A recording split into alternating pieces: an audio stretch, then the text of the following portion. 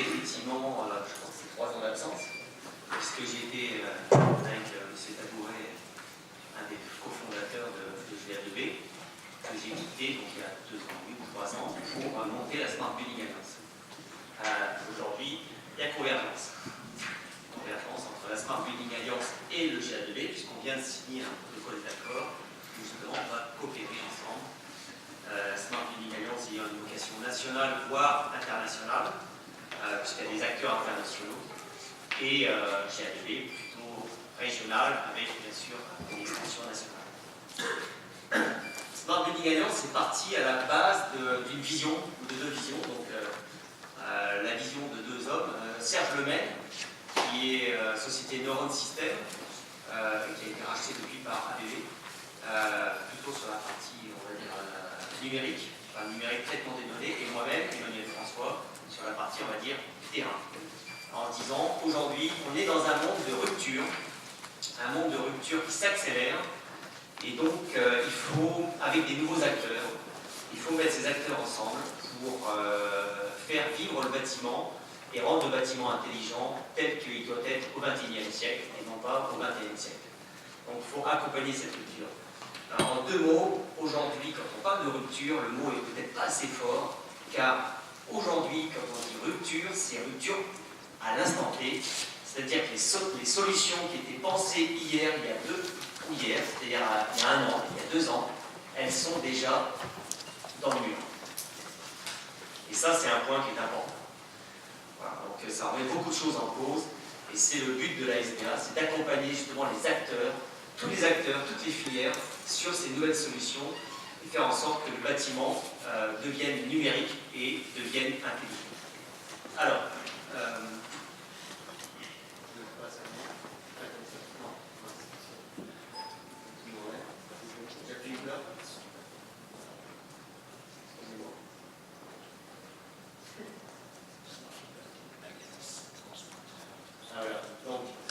tout d'abord, la 3e révolution industrielle est en marche. Elle s'accélère. Elle s'accélère aujourd'hui très fortement pour 3 raisons. Bon, déjà, le cloud est au centre de tout. Alors, certains me diront, mais attendez, le cloud, il n'y a que le cloud? Non, il n'y a pas que le cloud. Mais le cloud est au centre de tout.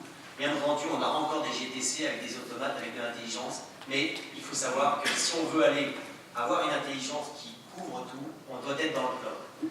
Et le cloud, il permet justement d'interagir sur beaucoup de systèmes. Alors, grâce au cloud est au centre de tout. Ensuite, le smartphone, les smart tables, les smartwatches, les outils, deviennent des outils incontournables. On a aujourd'hui plus d'1,7 milliard de smartphones. On en aura peut-être 3 milliards dans 1 an. Ça, c'est une vitesse fulgurante. Donc aujourd'hui, ça c'est un outil incontournable pour la révolution industrielle. Ensuite, l'Internet des objets. Aujourd'hui, on parle de 66 milliards d'objets connectés à terme. Rien qu'en France, rien qu'en Europe, on parle de 500 objets connectés par logement à horizon 2020. 500. Combien vous en avez aujourd'hui? Peut-être 1 ou 2 maximum. Donc c'est des choses qui sont impressionnantes.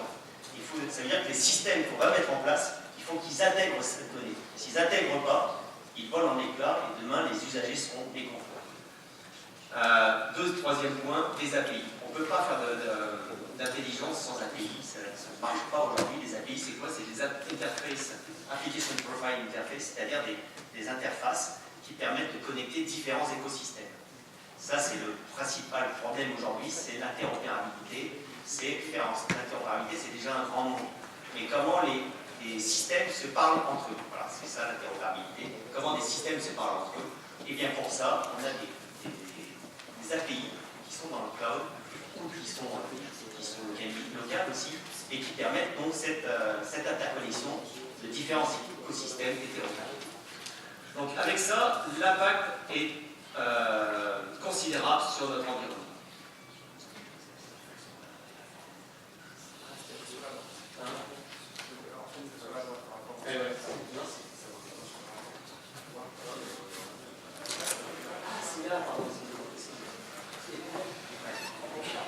Je prends le parfum, je suis pas habitué à...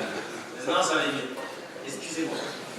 Donc, ce qu'on montre ici, je peux faire avec vous, c'est qu'on associe le monde de la GTB, C'était le monde de HTTP, des automatismes. Donc c'est le monde des... le monde dit, qui est connu aujourd'hui, le monde de la régulation,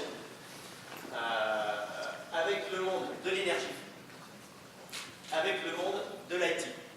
Et ça, c'est la première innovation, on va dire, la première innovation de la Smart Building Alliance, c'est de mettre ensemble 3 acteurs qui veulent être sur le même gâteau.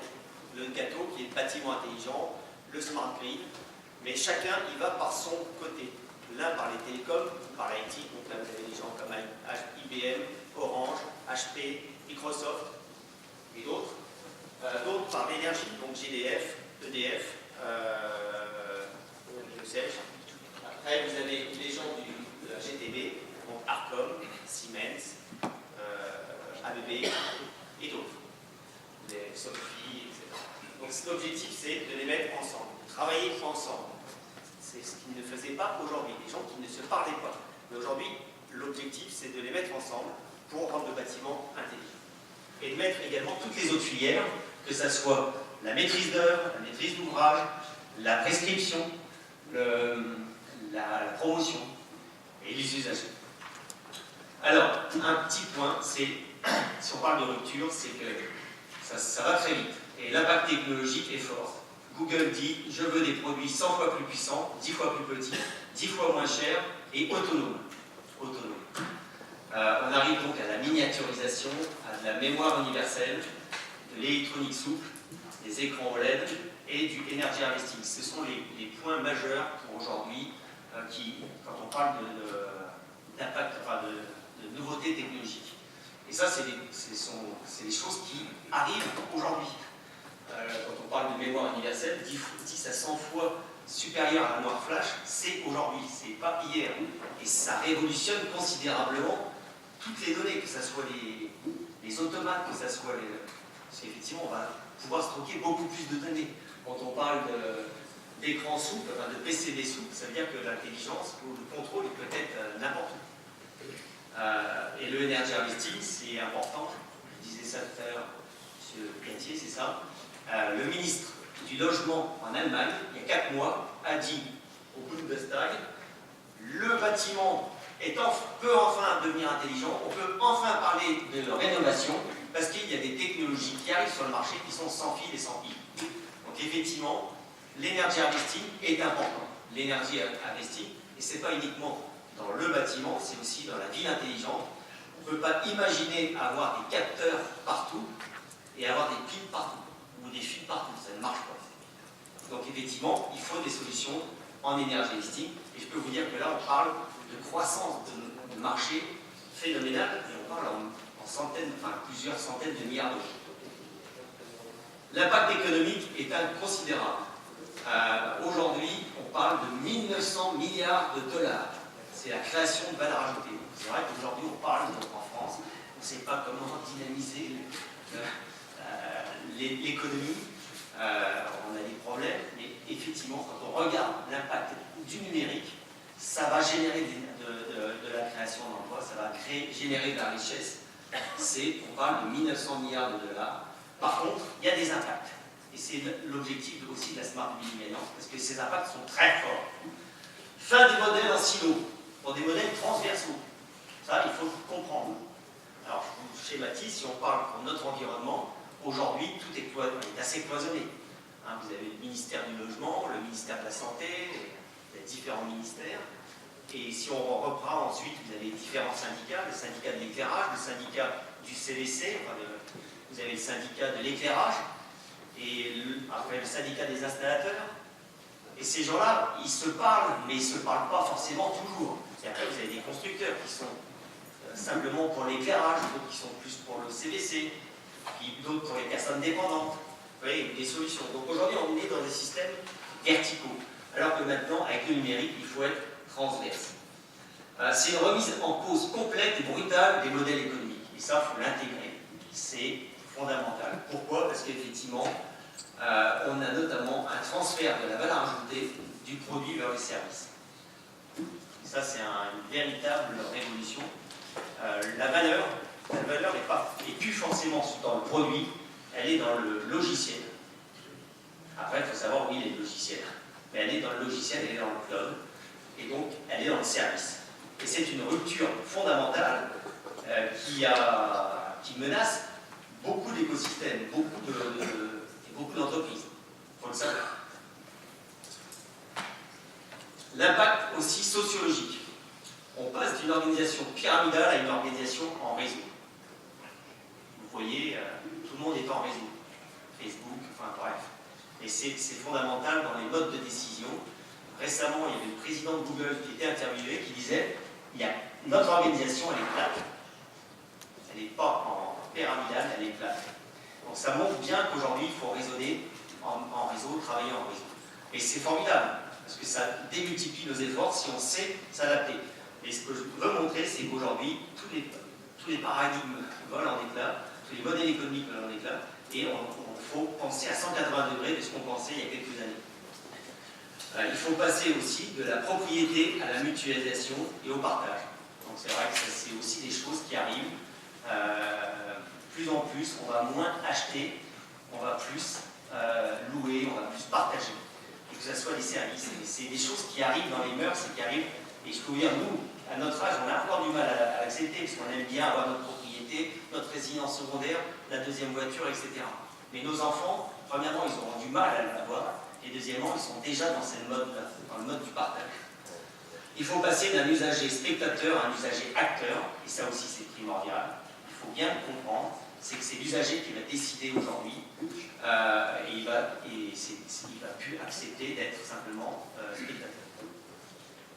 Alors les enjeux sont considérables. Dans les 20 années à venir, l'humanité va devoir faire face à des enjeux considérables. Énergétiques, sociétaux, sanitaires. C'est, on dirait, les principaux. Énergétique, 25%, c'est la consommation sur les... Plus 25%, c'est la consommation sur les 10 dernières années d'énergie.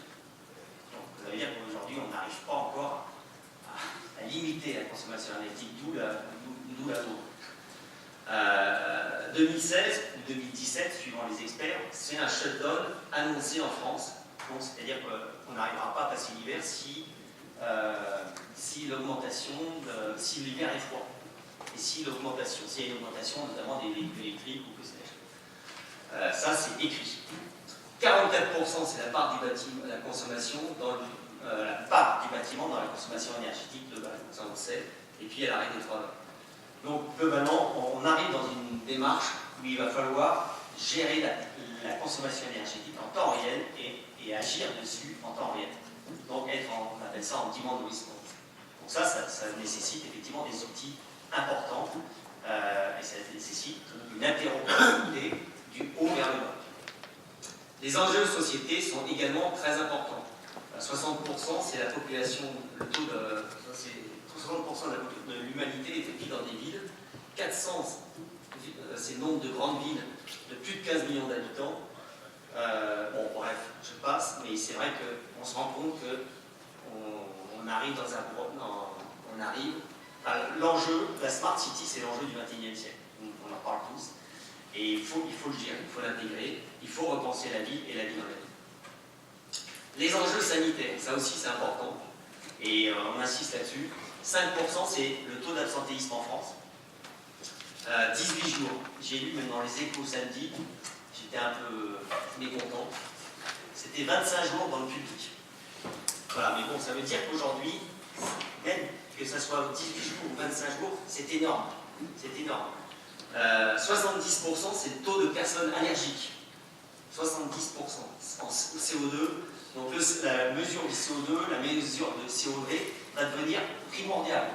Et quand je dis ça, c'est que ça va arriver à vitesse grand V parce que vous, d'ici 1 ou 2 ans, vous allez tous avoir des capteurs chez vous. Vous allez acheter ça chez Carrefour, chez Darty, chez Leroy Merlin, des petites stations qui vont vous donner la qualité de l'air. Donc c'est une vraie bombe.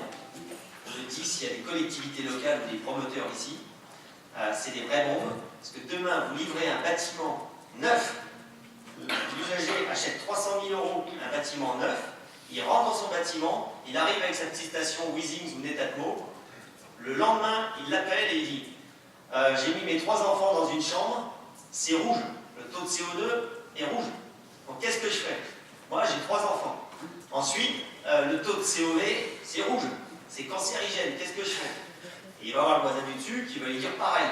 Et puis, donc c'est vrai qu'aujourd'hui, c'est des choses qui arrivent et qui vont nous tomber dessus. On n'est pas conscient à ce jour, mais ça va aller très vite.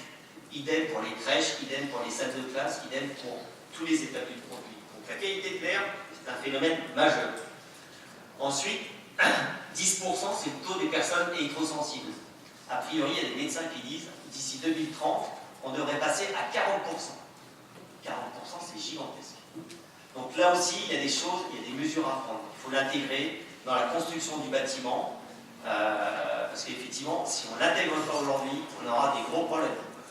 On ne peut pas virer, détruire d'un seul coup 40% des bâtiments, ça ne marche pas.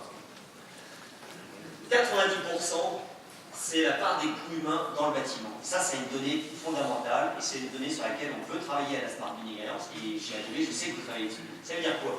Ça veut dire que le rapport entre l'efficacité énergétique et la productivité, si on peut parler de productivité pour l'être humain, c'est de 1 à 10. Vous comprenez? Donc les enjeux sont phénoménaux. Je ne dis pas qu'il ne faille pas travailler sur l'efficacité énergétique, mais il faut travailler également sur la santé et sur la productivité. Et aujourd'hui, à la Smart Building Alliance, je sais que le GA2000 travaille dessus, on essaie de travailler sur des critères qui vont pouvoir justement définir ce seuil de productivité ou comment on peut quantifier des gains de productivité ou des gains en absentéisme. Et quand je dis ça, c'est que aujourd'hui, ça existe. On est peu en avance en France, mais les anglo-saxons, notamment aux États-Unis, sont très en avance. Donc il faut s'en inspirer et il faut qu'effectivement, on intègre cette donnée dans les bâtiments de demain. Et quand je dis les bâtiments de demain, c'est ceux qu'on construit maintenant. Voilà, ça c'est des points importants. On arrive donc dans une notion de monitoring en temps réel de la santé. Et si vous voulez, aujourd'hui, moi j'insiste là-dessus, quand on parle de transition énergétique, c'est très important, mais il faut que la transition énergétique, elle joue, elle soit interconnectée avec la transition sanitaire. Transition, si on peut parler de ça. C'est difficile à dire, mais c'est important. C'est important, on reviendra là-dessus, mais c'est important, sinon on risque d'aller, excusez-moi, dans le mur. Donc on a de véritables ruptures sur toutes les filières, transport, production, santé, culture, énergie. Je vais aller vite, mais je vous donne quelques exemples. Le transport, tout le monde le voit aujourd'hui. On parle de plutôt louer que partager les véhicules. Tout le monde connaît de la Dakar. C'est vrai qu'on arrive dans cette démarche-là. C'est-à-dire, aujourd'hui, c'est vrai qu'on peut s'interroger sur l'avenir de la concession automobile, ou en tous les cas, bien entendu, elle va continuer. Mais la concession automobile, elle ne fera peut-être pas demain que vendre des véhicules, mais vendre des services. Le bâtiment. Sachez qu'aujourd'hui, on arrive également à une saturation Enfin, on a un problème de flexibilité. Si on regarde des villes comme Paris, avec le nombre de personnes tous les matins qui vont au bureau, c'est plus gérable. La ville est asphyxiée. Donc il faut effectivement trouver de nouveaux modèles. Sachez que, par exemple, dans des pays comme la Suède, je crois, ou la Finlande, le taux de télétravail est à 40%. En France, je crois que c'est 5%. Ils ont tout compris. Si on passe effectivement à 40%, on résout un certain nombre de problèmes. Mais ça ne veut pas dire que les gens vont peut-être travailler chez eux, et ils vont travailler dans des espaces mutualisés. Et l'avenir, j'ai discuté avec Nexity il y a peu de temps, aujourd'hui, des promoteurs réfléchissent justement sur des nouveaux modes de bureaux qui sont des bureaux mutualisés, partagés, qui ne sont pas un bureau pour une société, mais un bureau pour des usagers, pour des sociétés. Et les gens y viennent pour partager aussi bien les outils de travail que partager des ambiances aussi. On peut réfléchir aussi sur le résidentiel. Pourquoi effectivement toujours avoir peut-être que demain on peut concevoir des bâtiments résidentiels où il y aurait une mutualisation de certaines pièces et il y a la flexibilité.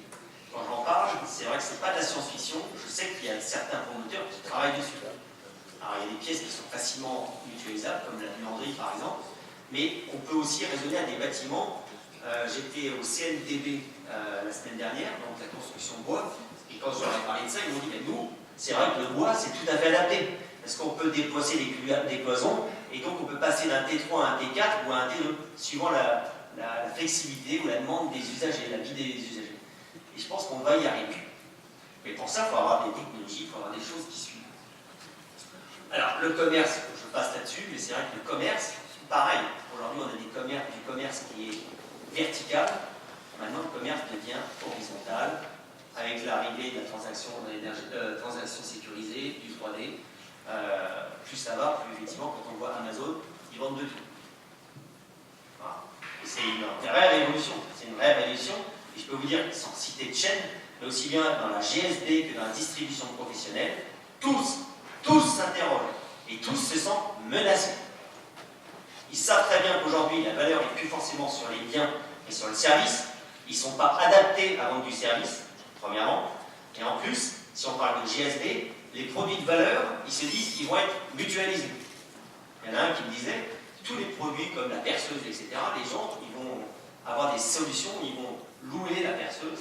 Elle sert à 5, je crois que c'est 5 minutes 2 minutes par an, en moyenne 5 minutes, enfin bref. Donc les objets de valeur, ils vont être mutualisés. Donc demain, ces GSB, si elles ne vendent que des planches en bois, elles ne feront plus de marque. Donc il y a des réels enjeux importants sur qui bougent. Mais ce n'est pas l'objet forcément de la réunion d'aujourd'hui. L'alarme, un exemple de rupture. Ça c'est un exemple, l'alarme c'est dans le bâtiment. L'alarme était bien verticalisée. Aujourd'hui, avec le cloud, avec des solutions numériques, l'alarme, elle vole en éclats. Il faut avoir, effectivement, hier, les capteurs étaient dédiés à l'alarme. Aujourd'hui, ces capteurs, ils vont servir à d'autres. Donc ça veut dire que le service qui est lié à l'alarme, il doit être mutualisé ou distinct. Le chauffage, c'est pareil. Hier, on parlait de chauffage central, avec un automate, une GTD, qui agissait au niveau local, avec un thermostat ou des têtes thermostatiques. Aujourd'hui, avec le numérique, l'intelligence est essentiellement dans l'applicatif. Exemple, Nest. Je ne sais pas si vous en avez entendu parler, cette société qui a été rachetée par Google, je crois pour 3 milliards de dollars. Hein, c'est ça 3,2. Voilà.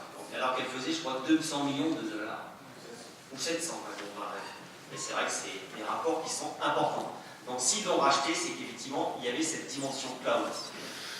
Et aujourd'hui, ils ne vendent pas uniquement que ça. Et récemment, j'étais, je peux le citer, je pense, avec un cadre de GDF, et je lui ai dit, qu'est-ce que vous en pensez de Nest?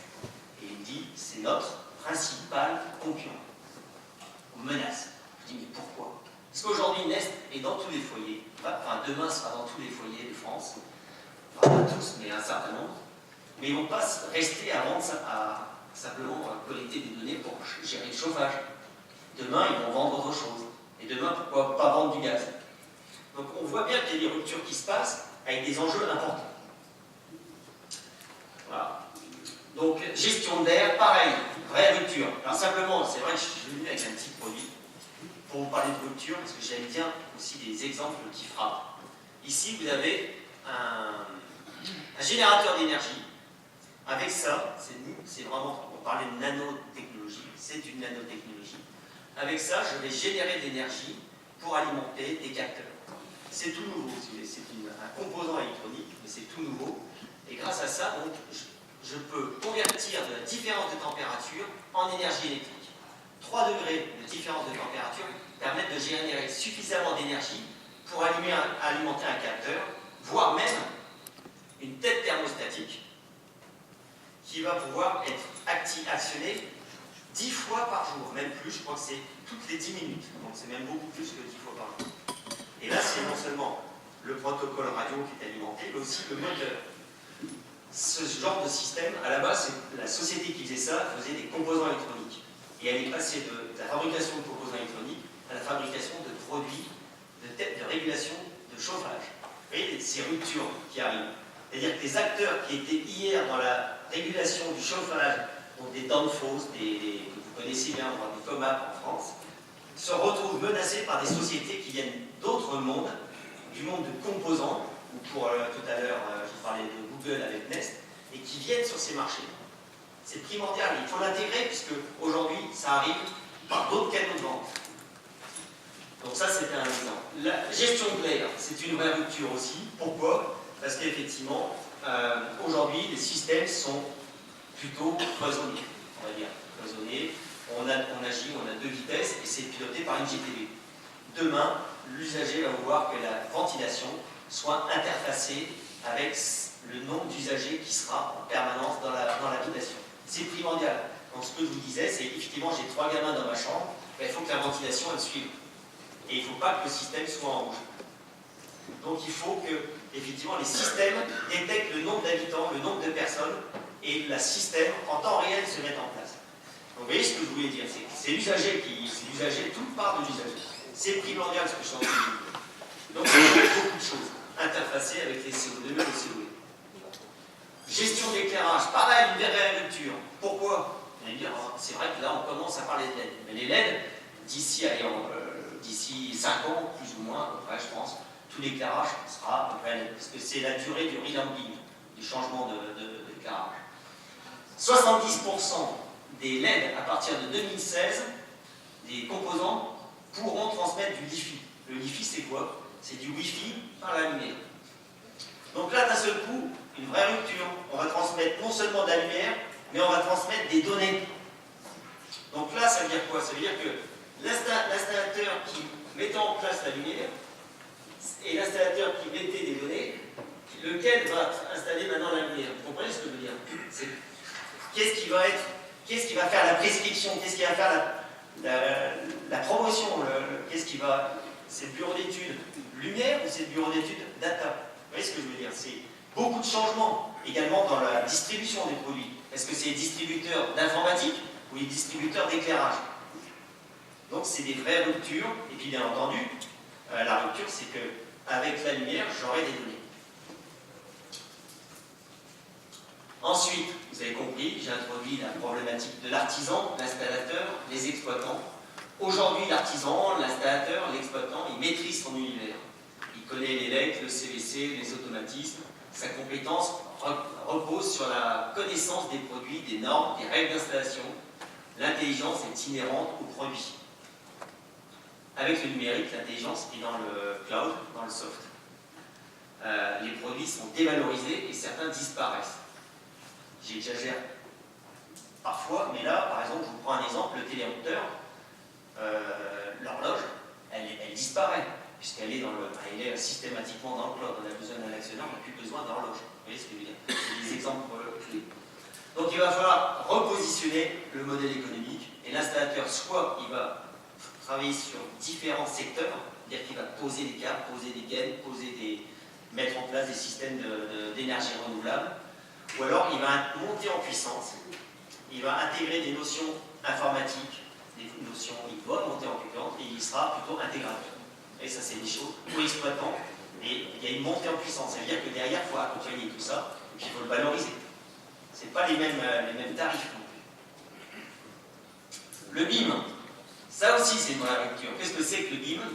Building Information Modeling. C'est donc, on en parle tout à l'heure, donc je ne vais pas trop dévoiler, mais c'est qu'effectivement, aujourd'hui, les études sont sectorisées, hein, on en a parlé. Il est très difficile d'avoir une vision globale et transverse, et toute modification nécessite du temps et un coût.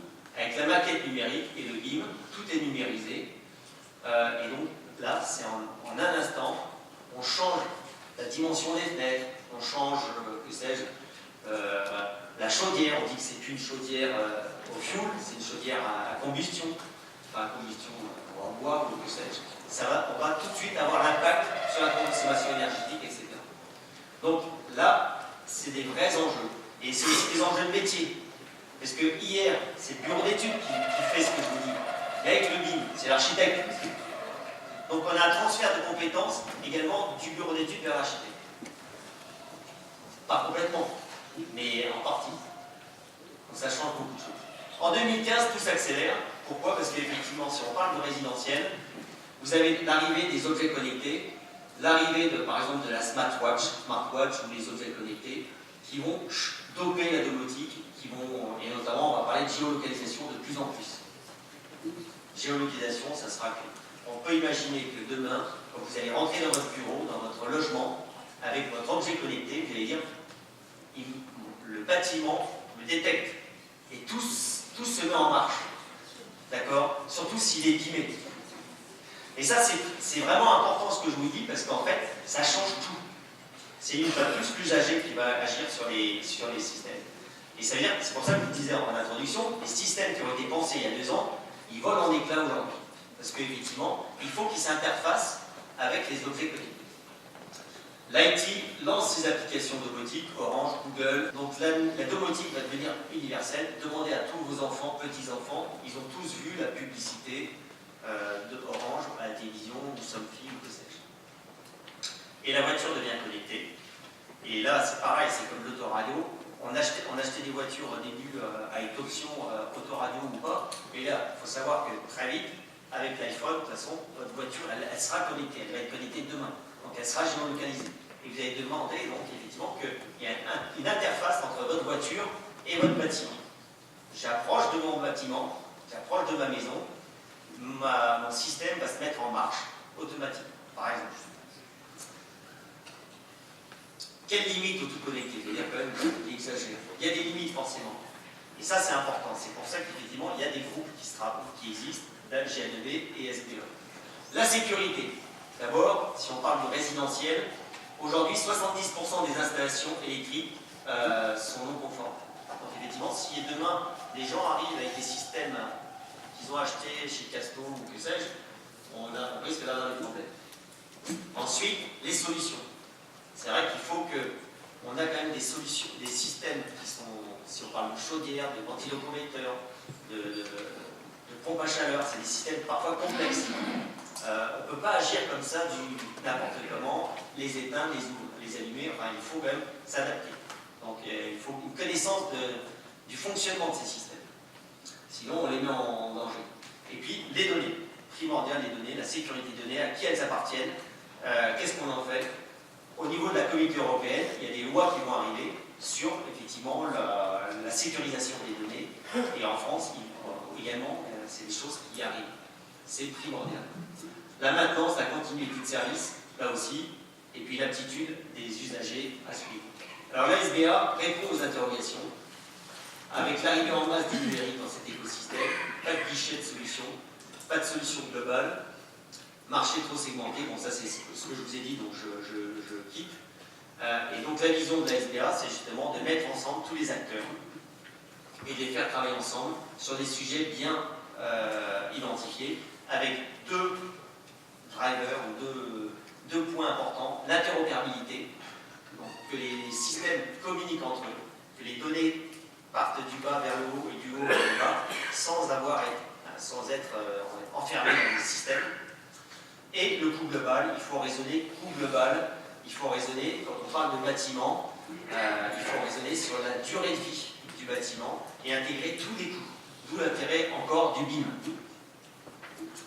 Il faut passer à l'intégration 2.0 et créer de la valeur ajoutée et des services. Ça aussi c'est important. Qu'est-ce que ça veut dire créer des services? C'est-à-dire que si on parle uniquement d'énergie, d'efficacité énergétique, ça ne suffit pas en termes de ROI pour justifier des investissements. Ça ne suffira pas forcément. Si par contre on intègre de nouveaux services liés à la santé, liés à l'efficacité énergétique, liés à la gestion des espaces, liés à la gestion des assets, liés à la mobilité, et tout ça c'est transverse et qu'on utilise les mêmes systèmes à la base, là ça marchera. Vous comprenez? Ça c'est primordial. Je pense qu'aujourd'hui on n'est pas forcément encore dans cette démarche-là, puisqu'on met des systèmes encore un peu trop silotés et qui ne communiquent pas forcément ensemble. Et il faut, c'est pour ça, le bâtiment intelligent, à la base, il faut qu'il soit multi-pluriel, qu'il puisse fonctionner pour tous ces services. D'où l'intérêt de la SBA, c'est qu'on dit, il y a des capteurs en bas, ensuite des interfaces, des automates, des interfaces de communication, on fonctionne en IP vers le cloud, et là on interface. On est en interface avec différents écosystèmes qui se parlent.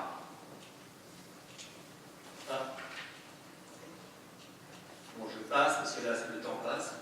Ce que je veux dire, c'est qu'on veut aider la maîtrise d'ouvrage à définir des stratégies énergétiques, savoir si effectivement et stratégies numériques.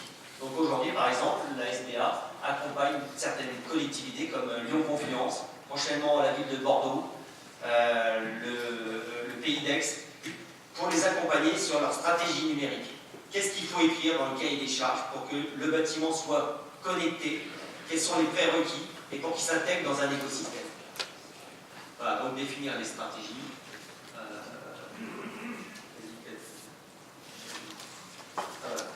Et donc, ce qui est primordial, c'est partir sur un lot smart. Et ça, c'est une véritable révolution. Hier, on parlait de smart grid. Pour tout le monde, c'est familier. Et c'est une très bonne chose. On pensait que le smart grid allait tirer le smart. Mais en fait, il faut raisonner à 180 degrés. Il faut raisonner d'abord smart. Et ensuite, à partir du smart, raisonner smart grid. Et raisonner smart health, smart topo. Et donc, ça veut dire que le bureau d'études doit d'abord bâtir un lot smart dans lequel est intégré un lot smart grid, un lot smart health. C'est une vraie révolution. Voilà. Et raisonner coût global en intégrant le CAPEX et l'APEX.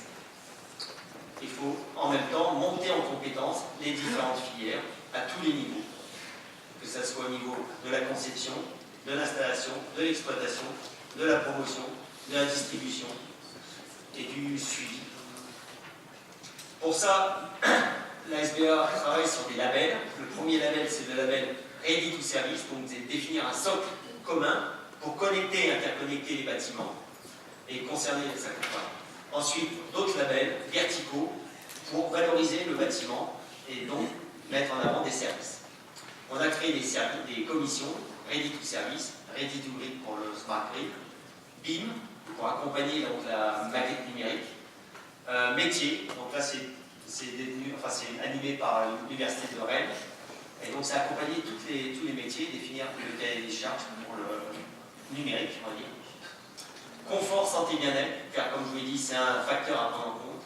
Éthique, ça c'est important aussi, puisqu'on est une association. Et gestion des espaces, gestion des assets. Et puis donc, on travaille avec le COSEI, pour certains c'est pas numérique, donc ça dépend de la DG6, ministère du redressement politique. COSTIC, donc on est là aussi. Et puis Lyon Confluence, et on travaille donc avec des collectivités.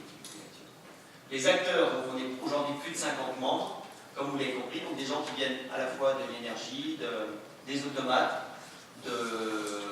et des données. Donc vous avez UBM d'un côté, ABB, Alstom, MPX, Elitis, Arcom, Vinci, Vago, Orange, et même Neobil qui est une très belle plateforme, et ça serait à terme, demain, je vous invite à vous en inspirer. Et ça serait bien que demain, GA2B aille visiter Neobil. Neobil, ça dépend du ministère, enfin c'est au Luxembourg. Ça dépend donc directement du ministère, d'un ministère au Luxembourg. Et c'est une plateforme d'innovation. Qu'est-ce que ça veut dire une plateforme d'innovation? C'est-à-dire, à la fois, c'est concevoir des bâtiments, les tester, et également former tous les utilisateurs. Donc vous avez régulièrement, ils construisent des bâtiments, ils font des tests, des proof of concept, et également, parallèlement, ils